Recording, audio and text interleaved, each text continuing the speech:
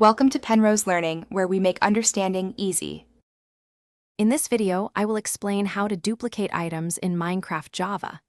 This specific technique leverages a known game mechanic to multiply your valuable resources quickly and efficiently.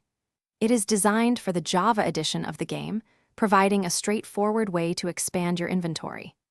Mastering this method can significantly enhance your survival and building projects, making your overall gameplay experience much more productive. To begin, gather a few essential materials for this process.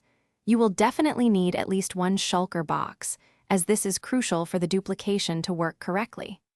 Additionally, make sure you have at least one full stack of 64 of the item you intend to duplicate. Having a crafting table readily accessible is also highly recommended, as it will streamline your workflow throughout the steps. Now, let's dive into the core steps of the duplication process. First, place your empty shulker box on the ground in an area where you can easily interact with it.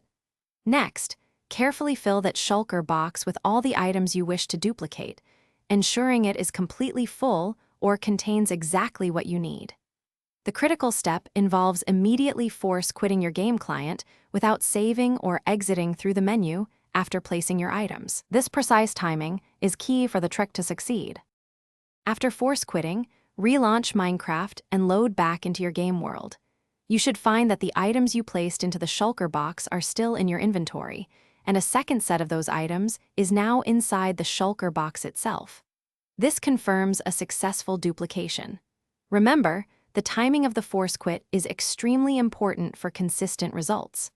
Practice this method a few times to get the hang of it, and always back up your world before attempting any advanced techniques. Thanks for watching. If this was helpful, leave a like and consider subscribing. See you next time.